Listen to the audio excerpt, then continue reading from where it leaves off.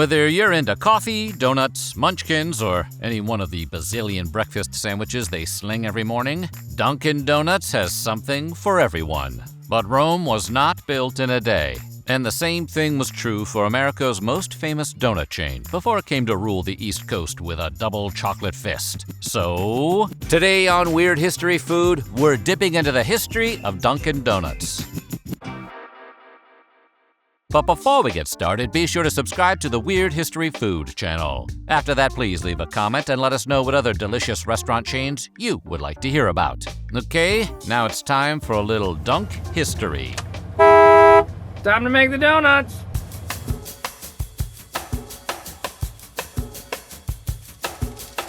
The chain now known as Dunkin' Donuts was founded in Quincy, Massachusetts in 1948 by a man named Dunkin Q. Donuts. Now, sorry.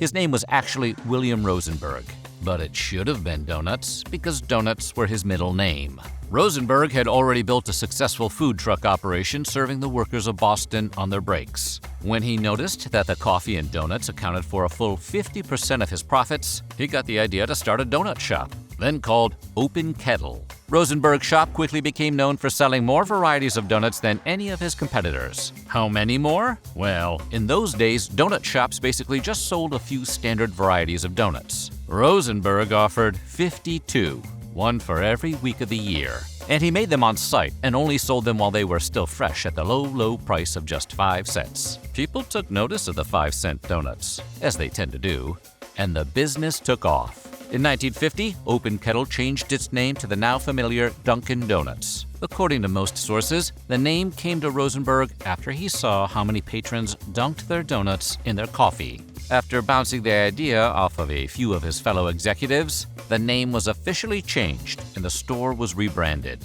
That original location in Quincy, Massachusetts, the first to bear the Dunkin' Donuts moniker, remains open to this very day. Wicked! As Dunkin' Donuts became increasingly profitable, Rosenberg, along with his business partner Harry Winkauer, opened and oversaw several other Dunkin' Donuts locations. But the two had a disagreement over whether or not to start franchising the chain, an idea Rosenberg was behind. Given the chain has over 12,000 locations today, we assume Rosenberg won that argument. Winkauer left the business. The first franchise to Dunkin' Donuts opened in 1955, and the chain never looked back. Despite the name, Dunkin' Donuts sells a lot more than just donuts. This is mostly credited to the leadership of Bill Rosenberg's son, Bob, who was handed the reins to the company in 1963. Bob's innovations over the years included things like changing the cups from paper to styrofoam and replacing stools with tables, but he also greatly expanded the menu.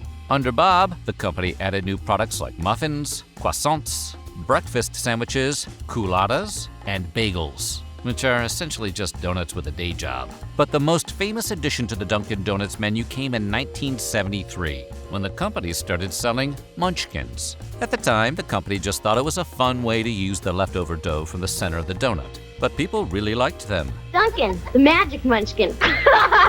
According to the company, they now sell approximately 1 billion munchkins a year. You can't really dunk them though, unless you want to burn your fingers. Dunkin' Donuts has sold a seemingly infinite variety of their eponymous donuts over the years, but some weren't as beloved as the Munchkins. According to at least one survey, some of the least popular flavors in the franchise's history include maple cream, chocolate coconut, apple fritter, and Boston cream. And honestly, if those are their worst, Dunkies has a pretty solid batting average. But the single least popular donut variety in the history of Dunkin' Donuts was overwhelmingly the plain stick. The plain stick is basically an old-fashioned cake donut in a convenient stick shape. Everything else in the Dunkin' display case looks like a Wonkaland miracle, so it's tough to get excited over a stick with frosting on it.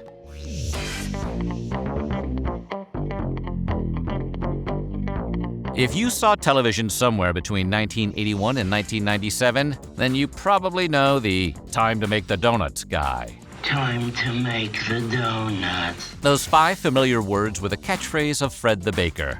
a mustachioed Dunkin' Donuts pitchman, played in a series of commercials by a classically trained actor named Michael Vale. Fred the baker was depicted as an exhausted but dutiful Dunkin' Donuts employee who drags himself out of bed at the crack of dawn every morning to get to the store and make fresh Dunkies for everyone. The campaign was wildly popular, and Fred became a fan favorite. Hey, nice buns. Why, thank you. When the corporation decided to retire the character, they surveyed Dunkin' customers to try and gauge what the reaction would be. Turns out that reaction was, give Fred the respect he deserves, or we riot. To keep everyone happy in 1997, the company gave Fred an official retirement day. It included a parade in his honor through Dunkin' Donuts' hometown of Boston, a series of commercials starring people like Mary Lou Retton and Larry Bird, and a free donut giveaway. 6 million people showed up to thank Fred for making the donuts all those years. Also for free donuts, probably. Actor Michael Vale passed away a few years later in 2005.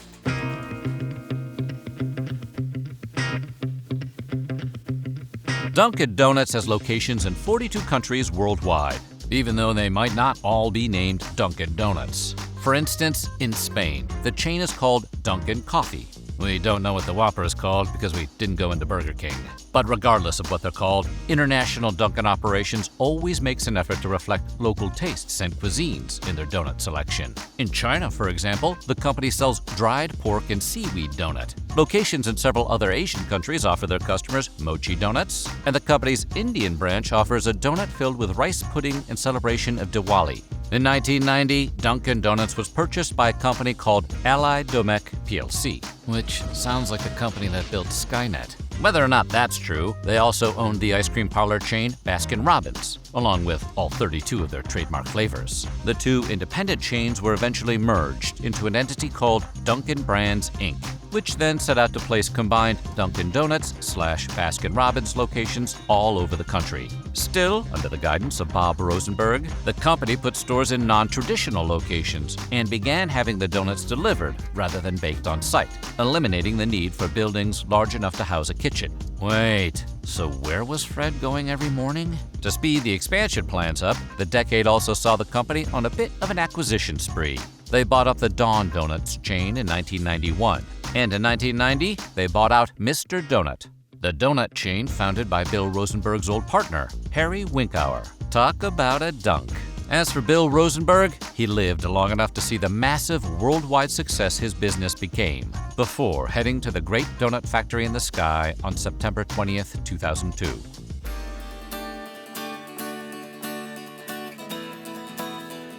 In 2006, Dunkin' Donuts issued a press release announcing what the company itself called the most significant repositioning effort in the company's 55-year history.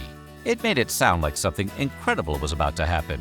And if you're the kind of person who gets excited about donut commercials, you were right. That something new was a new multi-million-dollar advertising campaign, expected to revolutionize the brand's position by focusing on how Dunkin' Donuts keeps busy Americans fueled and on the go, which is another way of saying full of coffee and donuts and searching for a bathroom. Beneath all the bluster, the revolutionary new direction turned out to be 4 simple and now very familiar words. America runs on Dunkin'. The campaign was an astounding success, and they even did a run with They Might Be Giants, the comedic indie rock band responsible for nearly every weird history joke about Constantinople. Between 2006 and 2008, Dunkin' Donuts produced 18 commercials featuring original music by the group. These included songs about pleather, trees, and Starbucks' weird habit of combining the French and Italian languages on their menu. In 2011, They Might Be Giants co-founder John Flansburgh recalled, "It was an impossibly open-ended assignment and easily the most fun we've ever had working for television folks." But those weren't the only Giants Dunkin' managed to stick into their commercials. Oscar winner Ben Affleck is from Boston, a fact he rarely works into conversations and interviews. Because of that association, Dunkin' decided he'd make a perfect pitchman for the company. And it wasn't a leap. Affleck has frequently been photographed by paparazzi while carrying Dunkin' products, to the point where an exhausted-looking Affleck holding a cup of Dunkies became a meme in the early days of the COVID-19 pandemic. The first commercial debuted during the 2023 Super Bowl and featured the somewhat A-lister working the drive-thru window of a Boston location while wearing an America Runs on Dunkin' shirt and leaning into his Boston accent. The commercial ends when he gets caught by his extremely famous wife, Jennifer Lopez. A lot of star power in that donut commercial. Since then, they've pumped out a few more, featuring Affleck in a self-deprecating role while being mistaken for Matt Damon, or awkwardly trying to rap for Ice Spice. Speaking of running on Dunkin', in 2018, Dunkin' teamed up with Boston-based shoe manufacturer Saucony to make Dunkin' running shoes. The limited edition sneaker, which was based on the long-distance cult favorite Kinvara 10, was promoted in connection with the Boston Marathon and sold out in record time. You have to get up earlier than Fred to snag a limited edition like that. Subsequent editions have designs featuring things like strawberry frosted donut medallions, Dunkin' coffee cups, and the word Boston emblazoned on a reflective strip. And just to really drive the connection home, the shoes come packaged in a custom shoebox resembling Dunkin's iconic donut box. It's as if Casey Affleck's character in Good Will Hunting were a shoe.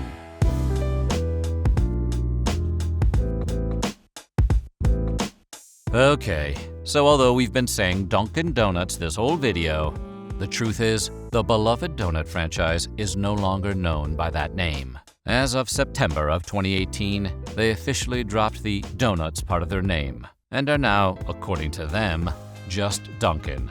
Yeah, whatever you say, donkeys. According to the company, they were selling a lot more drinks than donuts, so they wanted to pivot to concentrate more on the beverage portion of their business. And most people didn't mind the change, because only weirdos call it Dunkin' Donuts anyway.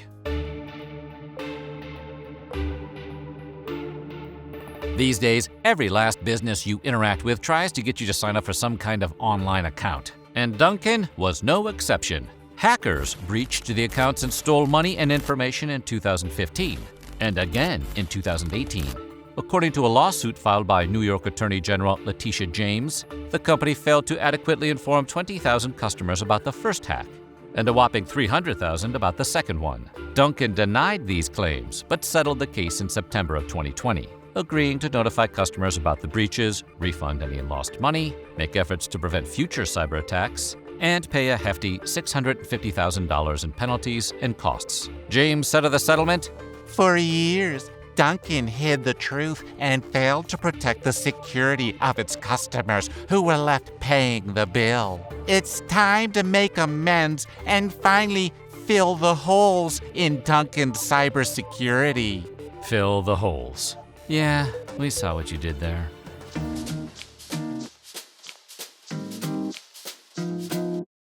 Of all the East Coast-West Coast rivalries, none is more important than the beef between Dunkin' and Starbucks. And there's a lot on the line. The two chains control more than half the U.S.'s entire retail coffee market combined. When it comes to market share, Starbucks is absolutely trouncing its Boston-based competitor, with 25,000 domestic locations compared to Dunkin's 9,500. But when it comes to how much their respective customers like the coffee, Dunkin' may have the edge. Marketing data from 2018 showed that more than a third of adults in Seattle said they had patronized Starbucks within the past 30 days. That sounds pretty damn impressive, as long as no one tells you that over in Boston, a whopping 47% of adults, nearly half of the entire adult population, said they'd patronized a Dunkin' in the past 30 days. Numbers were even higher in Manchester, where literally more than half the population admits to running on Dunkin'. At least one commentator for the Seattle Times has suggested that while the people of his city do love Starbucks, they just don't feel the same sense of regional pride in the franchise that Bostonians feel for Dunkies. Fred the Baker would be proud. So what do you think? What's your favorite Dunkin' Donuts flavor? Let us know in the comments below, and while you're at it, check out some of these other videos from Weird History Food.